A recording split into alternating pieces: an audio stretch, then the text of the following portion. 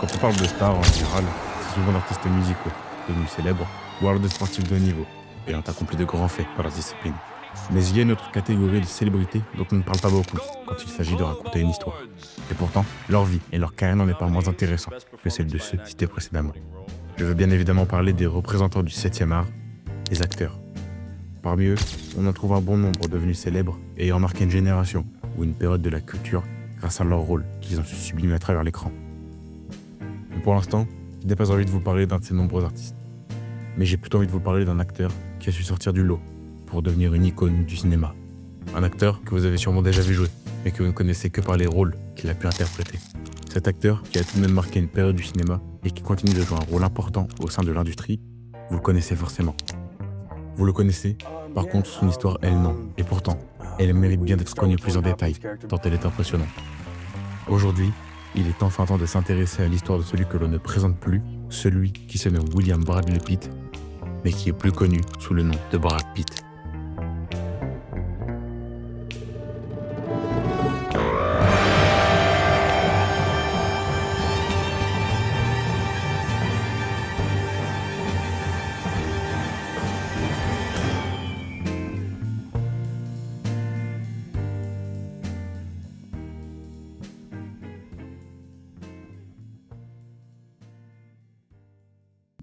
Notre histoire commence en 1963, en Amérique, et plus précisément à Shawnee, dans l'Oklahoma.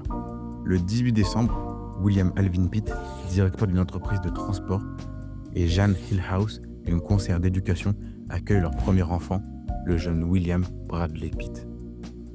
Brad va vivre une enfance plutôt paisible, et dans une famille aimante.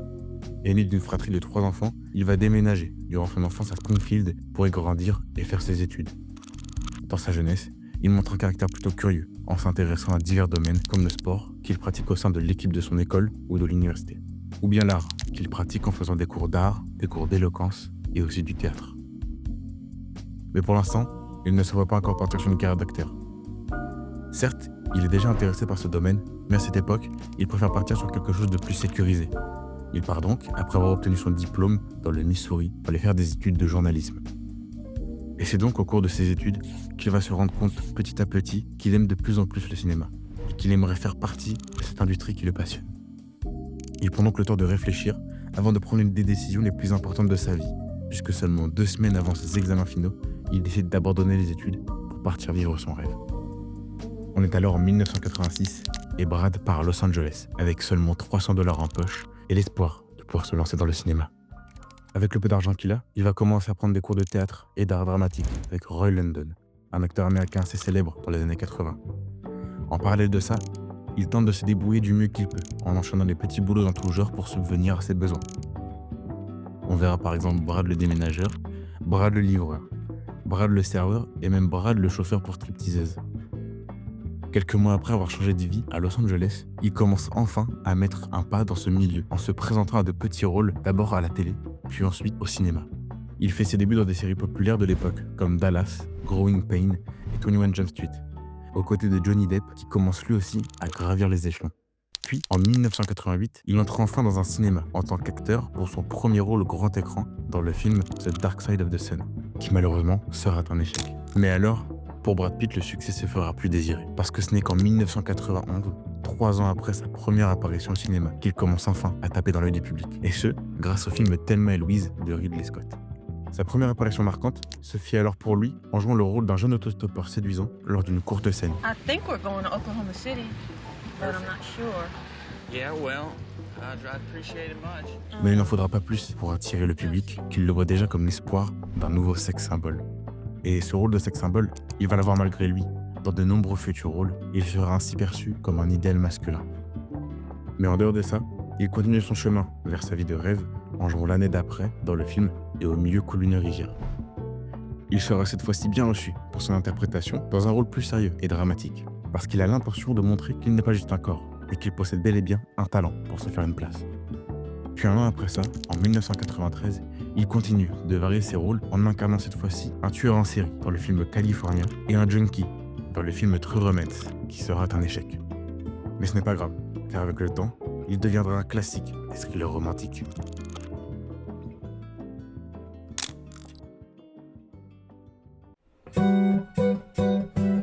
Même si ses premières années en tant qu'acteur n'ont pas été les plus glorieuses de sa carrière, cela va finir par payer en 1994.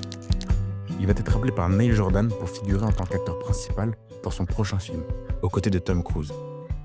Tous deux joueront le rôle de vampire dans le film Entretien avec un vampire. Et bien que les conditions de tournage furent décrites comme mauvaises par Brad Pitt, qui se plaignait d'une condition générale éprouvante et d'une atmosphère sombre, le film rencontre tout de même un joli succès auprès du public et un succès auprès du box-office.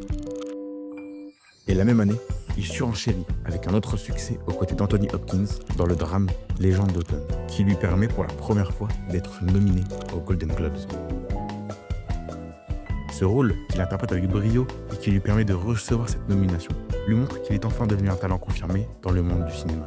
Et également que le public l'aime de plus en plus, puisque ses films rencontrent un succès toujours plus important.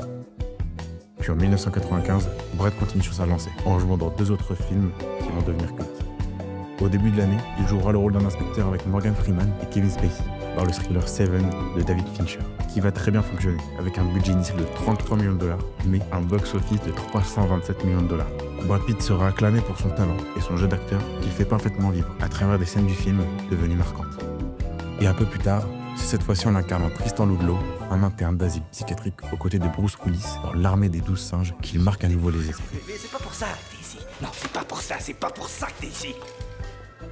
Ce rôle, qu'il incarne à la perfection, lui vaut à la fin d'année d'être récompensé avec le Golden Globe du meilleur second rôle ainsi qu'une nomination pour l'Oscar du meilleur second rôle. Ces 2 films auxquels il aura participé en 1995 vont lui permettre de consolider son image d'acteur et un talent pouvant être appliqué à une large palette de rôles. Mais pour autant, il reste encore difficile pour lui de se défaire de l'image de l'acteur sexy que les médias lui ont collé à la peau, puisque la même année, il sera aussi désigné en tant qu'homme le plus sexy du monde par la presse People. Ça posera un problème pour Brad Pitt, qui depuis maintenant quelques années essaie de se défaire de cette image, pour qu'on le reconnaisse et l'apprécie enfin à sa juste valeur et pour son talent d'acteur, et non pour son physique. Brad Pitt, 12 Monkeys. Oh no. I'd like to thank the members of, actually the makers of Kaopectate, I think. No, they've done a great service for their fellow man. Yeah. Brad Pitt va du coup se diversifier vis-à-vis des rôles qu'il joue pour montrer plus en profondeur ses talents. En 1996, il apparaît à nouveau à l'écran en tant que procureur dans un film policier et dramatique du nom de Sleeper, qui est une adaptation du roman de Lorenzo Carcatera. En 1997, il figure dans de nombreux films à succès qui vont lui permettre de s'éloigner de son image. D'abord, il retourne une deuxième fois avec le réalisateur David Fincher pour le film The Game, qui est un thriller psychologique assez complexe à comprendre. Ensuite, on le verra endosser le rôle d'un terroriste dans Ennemi rapproché avec Harrison Ford. Puis, il y aura ensuite Brad Pitt l'alpiniste dans 7 jours au Tibet, pour lequel il s'est réellement entraîné pour tenter d'interpréter le mieux son rôle et de se plonger dans la vie d'un alpiniste. Avec ces rôles-ci, Brad Pitt réussit petit à petit à se séparer de l'image de l'acteur sexy qui fait rêver, pour s'épanouir dans des films qui mettent en valeur sa force d'acteur et le résultat des cours qu'il avait pris lorsqu'il était arrivé à Los Angeles. Mais en 1999, la roue tourne à nouveau pour lui. Et ce qui s'était efforcé à faire durant ces 3 dernières années risque bien de revenir à zéro. En 1999, il se trouve pour la 3e fois à l'affiche d'un film de David Fincher. Et ce film va marquer un tournant dans sa carrière, puisqu'il s'agit de Fight Club. Il va incarner Tyler Durden, qui reste encore aujourd'hui l'un de ses rôles les plus marquants, pour un film qui représente une vision satirique et violente de la société de consommation des années 90. Brad se sera beaucoup préparé pour ce personnage, en faisant des sports de combat comme de la boxe et du taekwondo. Et il ira même jusqu'à se retirer de fin bout de dents qu'il remettra à la fin du tournage, pour coller au mieux à son personnage. Même si Fight Club n'est pas un succès immédiat au box-office, dû au sujet qu'il traite et à son interdiction aux moins de 16 ans dans de nombreuses salles, il devient avec le temps un film culte, et il permettra à Brad Pitt de devenir l'un des acteurs les mieux payés, avec un cachet de 20 millions de dollars par film. Malheureusement pour lui, hormis le succès qu'il rencontre, il retrouve pour la seconde fois son image d'idéal masculin, dont il n'arrive toujours pas à s'éloigner, notamment dû à certaines scènes de son dernier film, ce qui va lui valoir d'être nommé à nouveau homme le plus sexy du monde en 2000 par la presse People.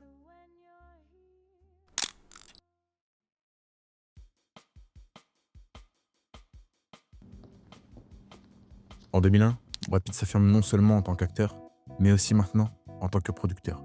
Tout d'abord, il apparaît à l'affiche de plusieurs films intéressants, comme Le Mexicain avec Julia Roberts et Spy Games de Tony Scott. Mais surtout, le premier opus de la trilogie des Oceans avec Ocean's 11.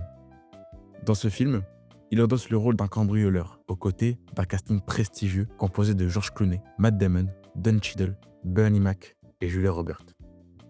Avec un budget initial de 85 millions de dollars, le film va exploser au box-office, avec une recette de 450 millions de dollars.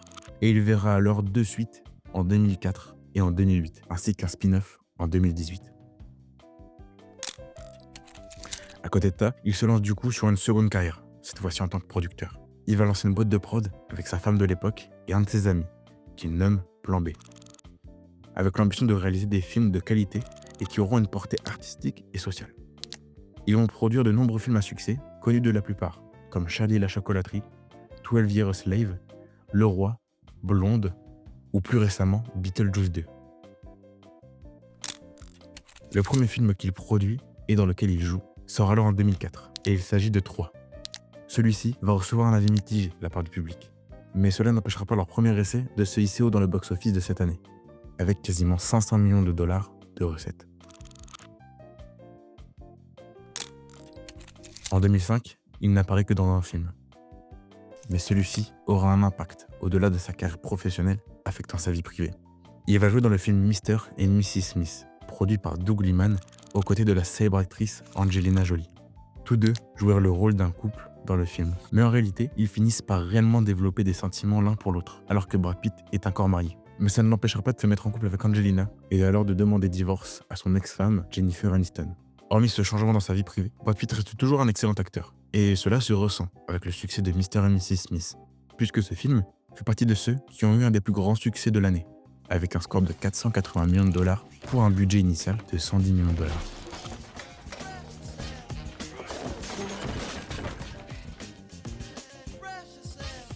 Come on, honey.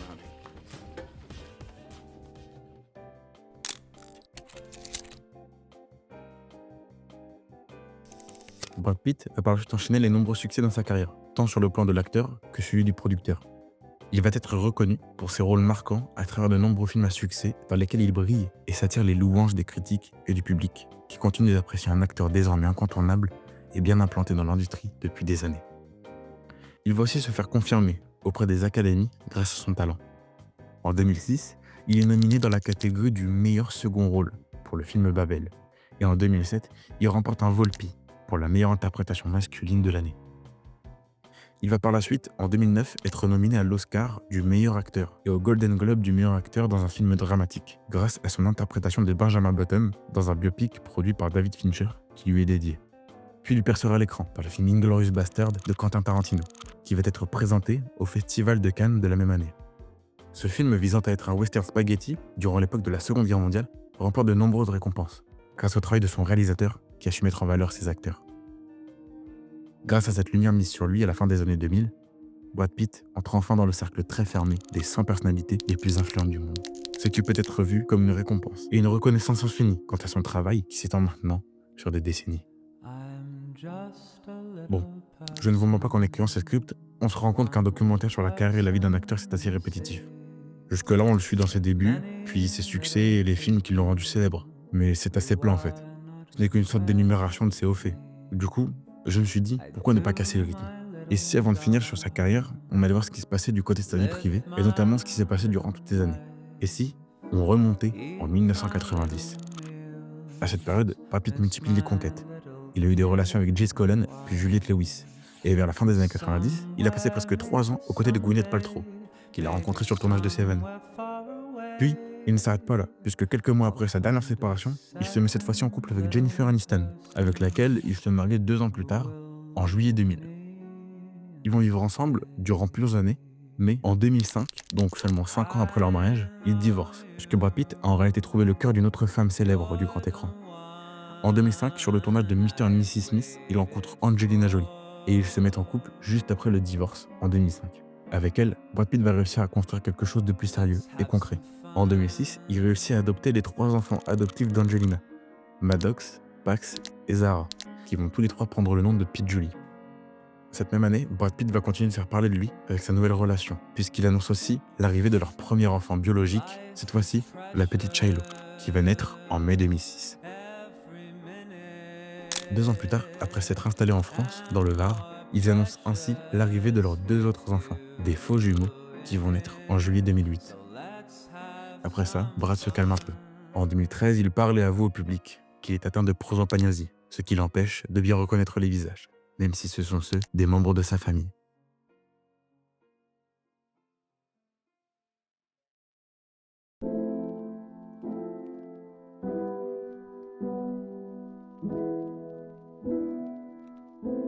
Et en 2014, après 9 ans de vie commune, comme toute bonne chose trouve sa fin, Angelina fait alors une demande de divorce, qui sera rendue publique en 2016, ce qui lance alors une guerre médiatique autour du divorce et de la question des enfants. Le divorce sera officiellement prononcé en 2019, faisant perdre par ailleurs à Brad Pitt la garde de ces derniers.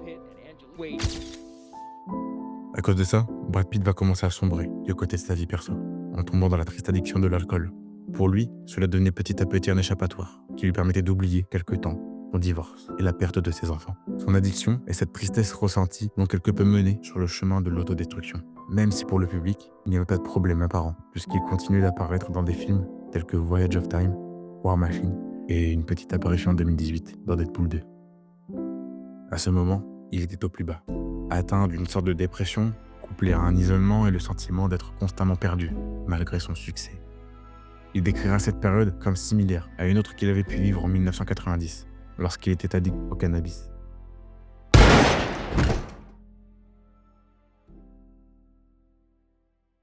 Mais Brad Pitt ne serait pas qui il est aujourd'hui, s'il n'avait pas su prendre le temps de se concentrer sur lui-même. Il va tout faire pour tenter de se sortir de son addiction et de sa dépression. Et pour cela, il participera presque 1 an et demi à des réunions privées pour évoquer ses problèmes et devenir à nouveau sobre. Et il passe une partie de son temps à méditer, ainsi qu'à entretenir une relation saine avec ses enfants pour rester un maximum auprès d'eux et peu à peu se remettre sur pied. En 2019, Brad Pitt revient enfin sur le devant de la scène, avec un film qui va lui permettre de s'affirmer une nouvelle fois en tant qu'acteur talentueux. Il joue le second rôle dans le film Once Upon a Time in Hollywood de Quentin Tarantino, aux côtés de Leonardo DiCaprio et Margot Robbie. Et grâce à son jeu d'acteur fabuleux pour un rôle d'un ancien cascadeur devenu ami avec une star hollywoodienne, il se voit récompensé du Golden Globe ainsi que ce qui a toujours manqué à sa vitrine, l'Oscar pour le meilleur second rôle.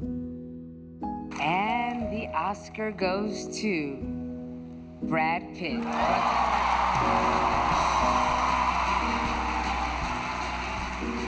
Brad Pitt revient enfin une dernière fois en tant qu'acteur en 2022, soit 3 ans après Ad Astra qui fut son dernier film. Il joue le rôle principal dans l'excellent film Bullet Train, sorti en août 2022, mêlant l'action avec une touche d'humour bien apportée par le jeu de Brad Pitt.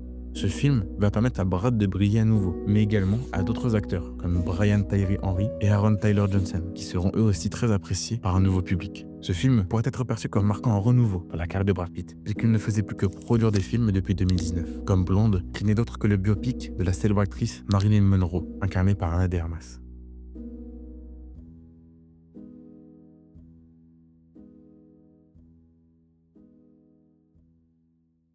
Enfin, en janvier 2023, il apparaît cette fois-ci dans le rôle d'une star de cinéma, dans une histoire retraçant les débuts de cet art avec le passage marquant du son dans les films et l'évolution de l'industrie. Ce film, c'est Babylone, et il vaudra à Brad Pitt une nomination pour le Golden Globe du second meilleur rôle, ainsi qu'un nouveau succès apporté à sa carrière. Et en 2024, peu après avoir produit un film biopic se portant sur l'histoire de la légende Bob Marley, il refait surface avec son ami George Clooney sur l'affiche du film Wolf, produit par Apple. Maintenant, il semble que Brad Pitt soit à l'affiche d'un film du nom de F1, réalisé par Joseph Kosinski et qui est sorti en juin 2025.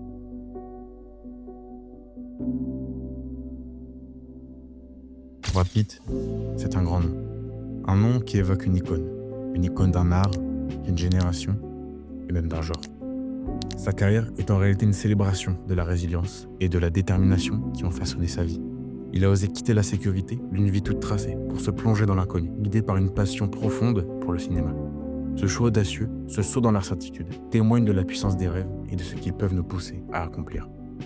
Brad Pitt a incarné bien plus qu'un simple acteur. Il est devenu le symbole d'une génération, un visage marquant du 7e art, et une preuve vivante que par la ténacité, même ce que l'on pense être le plus inaccessible peut en fait être à portée de main. Son parcours nous rappelle que la grandeur ne se mesure pas seulement au travers des succès, mais aussi aux épreuves que l'on a dû endurer pour en arriver à cette réussite acclamée. Il a su convertir les défis en opportunités, les échecs en leçons et les moments de doute en motivation pour aller de l'avant. Aujourd'hui, Brad Pitt continue de briller, non seulement en tant qu'acteur talentueux, mais aussi comme un homme qui a su faire face à ses propres faiblesses pour en ressortir plus fort. Son histoire nous inspire à suivre nos passions, même lorsque le chemin semble incertain. Son héritage est celui d'un homme qui n'a jamais cessé de chercher la vérité en lui-même et qui a finalement trouvé son propre chemin vers l'accomplissement. Il restera, et ce après sa mort, une source de motivation indéfectible pour tous ceux qui ont choisi de suivre leurs rêves sans jamais abandonner.